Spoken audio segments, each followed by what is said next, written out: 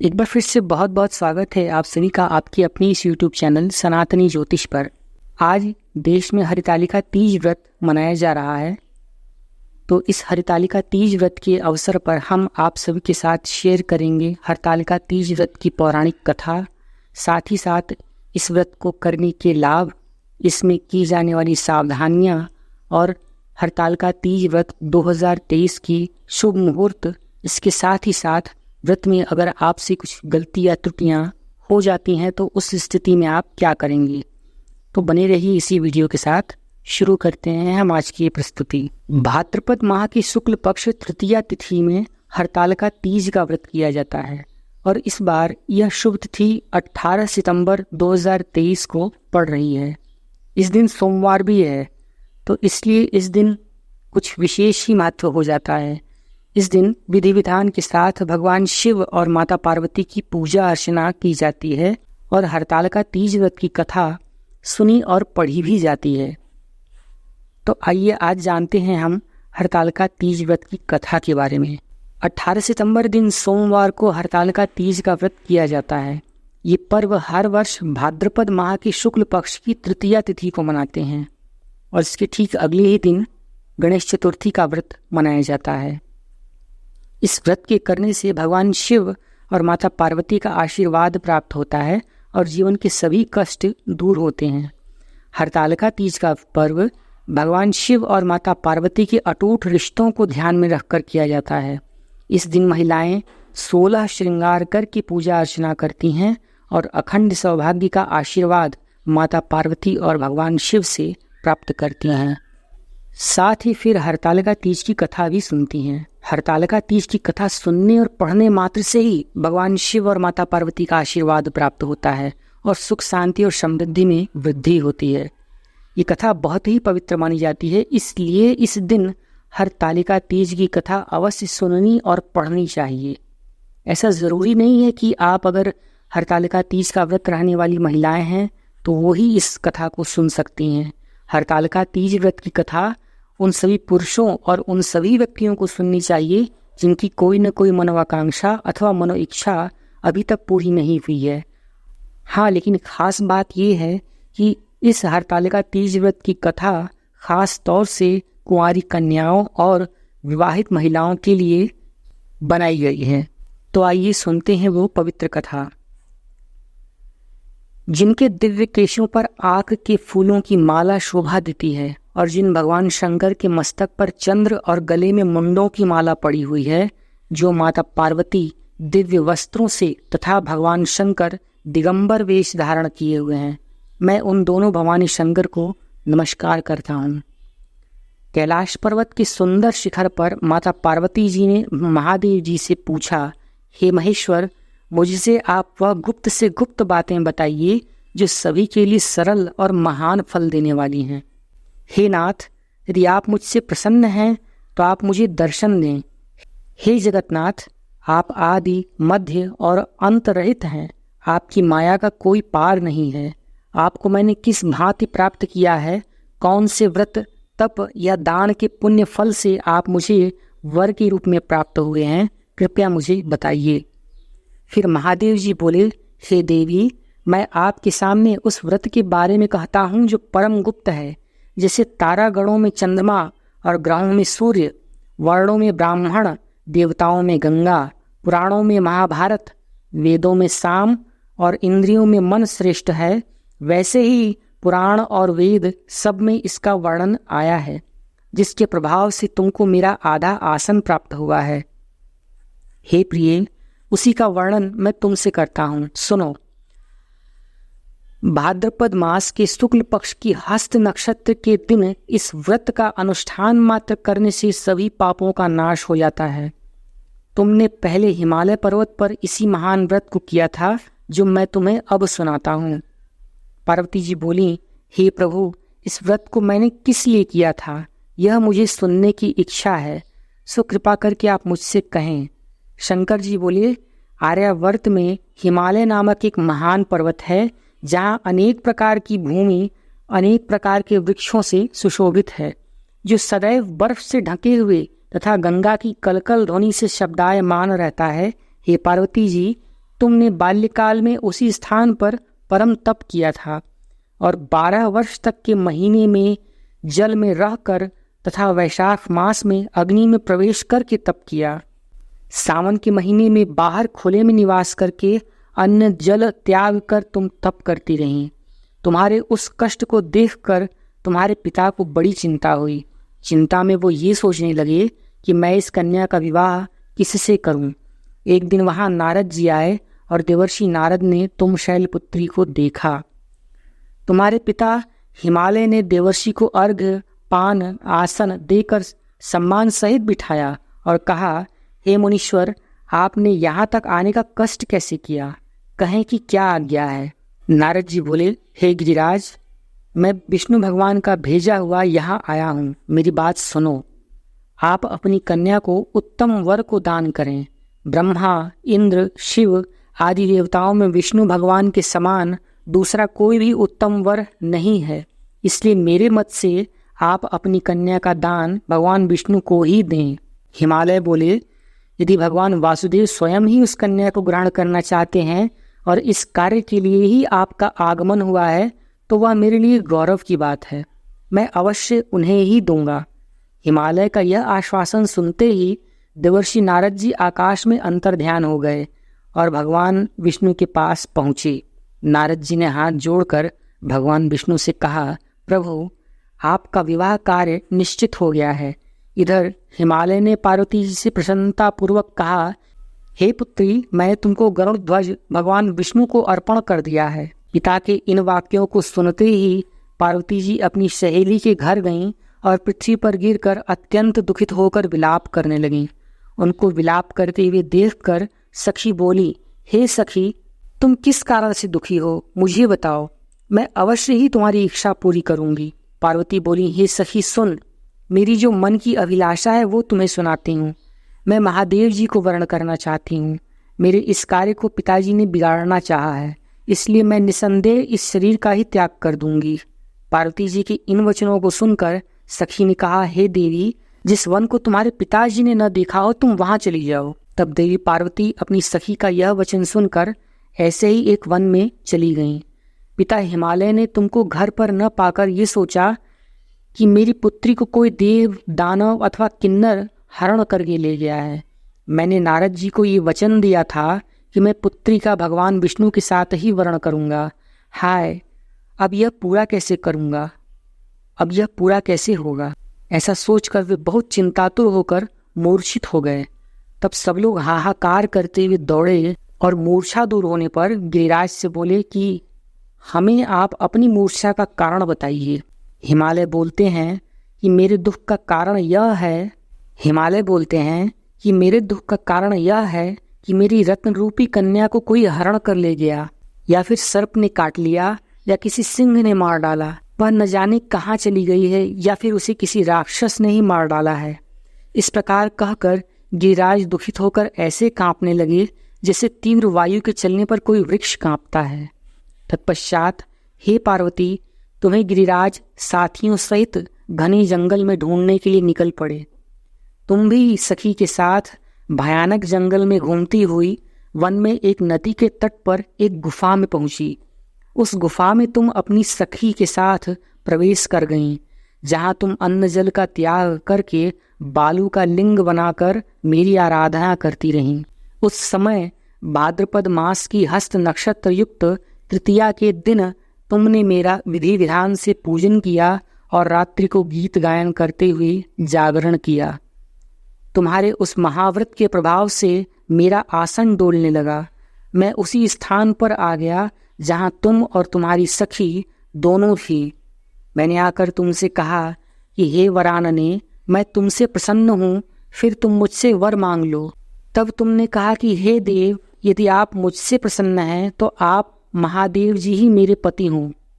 मैं तथास्तु ऐसा कहकर कैलाश पर्वत को चला गया और तुमने प्रभात होते ही मेरी उस बालू की प्रतिमा को नदी में विसर्जित कर दिया। हे शुभे, तुमने वहां अपनी सखी सहित व्रत का पारायण किया। इतने में तुम्हारे पिता हिमवान भी तुम्हें ढूंढते ढूंढते उसी घने वन में आ पहुंचे। उस समय उन्होंने नदी के तट पर 2 कन्याओं को देखा तो ये तुम्हारे पास आ गए और तुम्हें हृदय से लगाकर रोने लगे। बोले, बेटी, तुम इस सिंह व्याघ्र आदि युक्त घने जंगल में क्यों चली आई?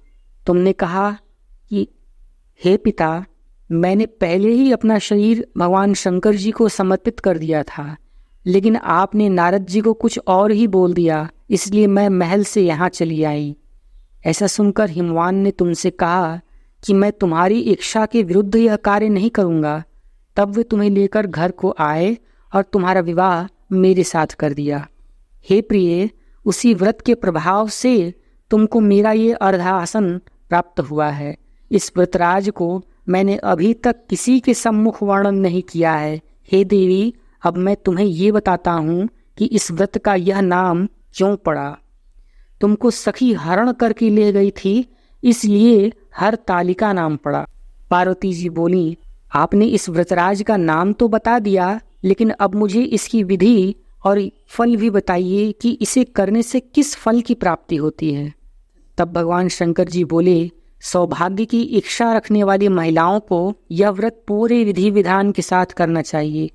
व्रत में केले के खम्भों से मंडप बनाकर उसे वंदनवारों से सुशोभित करें। उसमें विविध रंगों के उत्तम रेशमी वस्त्र की चांदनी ऊपर तान दें। चंदन आदि सुगंधित द्रव्यों का लेपन करके महिलाएं एकत्र हों। शंख, भेरी, मृदंग आदि बजावें। विधिपूर्वक मंगलाचार करके श्री गौरी शंकर की बालू से निर्मित प्रतिमा को तैयार करें। यदि बालू निर्मित ना हो तो मिट्टी की प्रतिमा भी बना सकते हैं।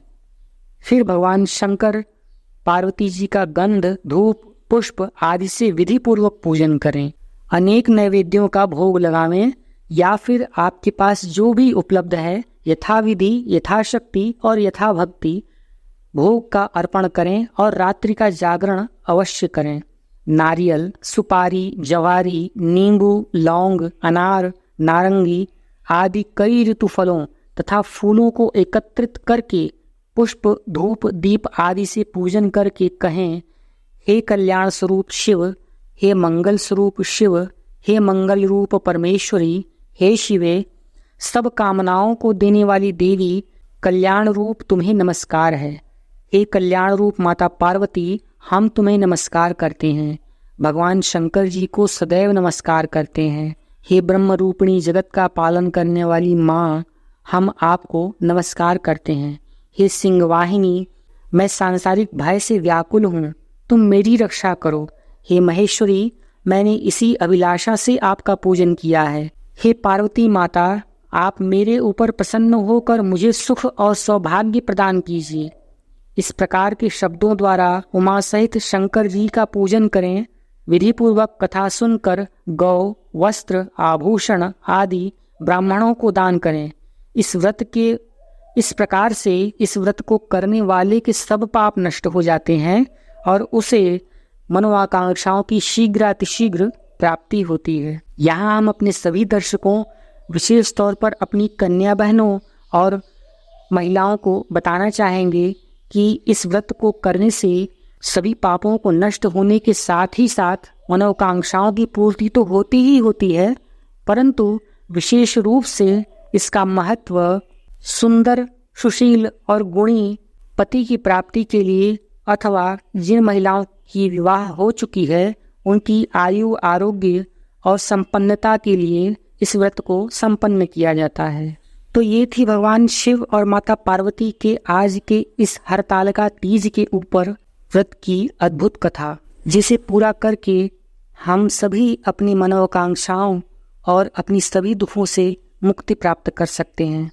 अब आइए जानते हैं कि इस हरतालिका तीज व्रत की साल 2023 में शुभ तिथि और शुभ मुहूर्त क्या है, और साथ ही साथ हम आपको ये भी बताएंगे कि यदि गलती से इस हरतालिका तीज व्रत में कोई त्रुटि अथवा गलती से हरतालिका तीज व्रत टूट जाए तो आप कौन से उपाय करेंगे। भाद्रपद माह के शुक्ल पक्ष की तृतीया तिथि 17 सितंबर 2023 को सुबह 11:08 से शुरू होकर 18 सितंबर 12:39 तक रहेगी। ऐसे में उदया तिथि को देखते हुए हरतालिका तीज का व्रत 18 सितंबर को रखना ही मान्य होगा।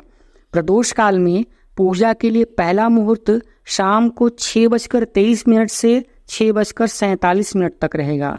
इसके साथ ही आप सुबह 6 बजे से रात के 8:24 तक भी पूजा कर सकते हैं। हरतालिका तीज की पूजा के लिए ये समय बहुत उपयुक्त है, लेकिन प्रदोष काल में शिव पार्वती की पूजा करना सबसे उत्तम माना जाता है। अब बात करते हैं कि गलती से अगर हरतालिका तीज व्रत टूट जाए तो कौन से उपाय करें। अगर भूलवश हरतालिका तीज का व्रत टूट गया है तो सबसे पहले आप भगवान से इसके लिए क्षमा याचना करें। भगवान जाने अनजाने में भक्तों द्वारा की गई सभी गलतियों को अवश्य ही माफ़ कर देते हैं। हरतालिका तीज का व्रत कठिन जरूर होता है। कई महिलाएं तो निराजल व्रत भी रहकर इस व्रत को पूरा करती हैं। ऐसे में किसी विषम परिस्थिति में महिला व्रत रखने में असमर्थ हो या व्रत टूट जाए तो पति भी पत्नी के बदले व्रत रख सकते हैं, ऐसा बहुत कम ही लोग जानते होंगे। हरतालिका तीज व्रत पर व्रती गलती से यदि कुछ खा या पी भी लेती हैं तो इससे व्रत का दोष लगता है। व्रत दोष दूर करने के लिए आप देवी देवता की मूर्ति बनाएं और इन्हें पंचामृत से स्नान भी कराएं। इसके बाद मूर्ति पर अक्षत यानी साफ अरवा चावल, फूल, गंध आदि लगाकर श्रृंगार करें। फिर विधि विधान से पूजा अर्चन करें। लेकिन फिर भी अगर भूलवश व्रत खंडित ही हो जाए और आपका मन नहीं मान रहा है तो आप किसी योग्य पंडित अथवा पुरोहित से पूछकर उस अनुसार दान अथवा उस उपाय को भी कर सकते हैं। लेकिन साथ ही साथ सुहागिन महिलाओं को इस अवसर पर सुहाग के सामान का भेंट आप ज़रूर करें। हम अपने सभी दर्शकों को इस अवसर पर ये भी बताना चाहेंगे कि आज हरतालिका तीज व्रत का यह उत्तम त्यौहार है, जहां आज पत्रा के अनुसार 4 शुभ संयोग भी बने हैं। पहला संयोग हरतालिका तीज के दिन सोमवार है। सोमवार का दिन भगवान शिव को समर्पित है, जो भगवान शिव की पूजा का ही दिन माना जाता है। इसके अलावा आज इंद्र योग सुबह से लेकर पूरी रात तक है, जो बहुत उत्तम माना जाता है। वहीं रवि योग दोपहर से रात तक है। हरतालिका तीज पूजा के समय शुभ स्वाति नक्षत्र भी पड़ रहा है, जिसे भी बहुत उत्तम माना जाता है। तो इस प्रकार से आज कितने सारे शुभ संयोगों के साथ भगवान शिव और माता पार्वती का यह उत्तम व्रत हरतालिका तीज व्रत वर्ष 2023 में पड़ रहा है। तो इस प्रकार आज शाम 6:23 से रात तक हम हरतालिका तीज की पूजा का विशेष पुण्य प्राप्त कर सकते हैं। प्रदोष काल में पूजा करने से विशेष फल प्राप्त होते हैं। प्रदोष काल में 4 प्रहर की पूजा का समय शाम को 6:23 से ही शुरू हो जाएगा, जिसमें पहला प्रहर शाम 6:23 से रात 9:02 तक का है। वहीं दूसरा प्रहर रात 9:02 से 19 सितंबर को प्रातः 12:15 तक का है। लेकिन तीसरा प्रहर प्रातः 12:15 से 19 सितंबर को प्रातः 3:12 तक का है। लेकिन अंतिम और चौथा प्रहर प्रातः 3:12 से 19 सितंबर को सुबह 6:08 तक मनाया जाएगा। तो इस प्रकार से हरतालिका तीज महोत्सव का यह अद्भुत व्रत कथा और साथ ही साथ शुभ मुहूर्त, इस व्रत में की जाने वाली त्रुटियों और व्रत के टूट जाने पर क्या करें अथवा क्या न करें, इन सभी बातों को एक वीडियो में संकलित करके हमने आप सभी के समक्ष आज यह प्रस्तुति रखी है। अंत में आप सभी से यह एक निवेदन है, यदि आप हमारे इस चैनल पर नए हैं तो कृपया हमारे इस चैनल को लाइक, शेयर एंड सब्सक्राइब ज़रूर करें। और मिलते हैं आपसे फिर से किसी नई अद्भुत वीडियो और जानकारी के साथ। तब तक के लिए आप सभी का बहुत बहुत धन्यवाद। Thanks for watching.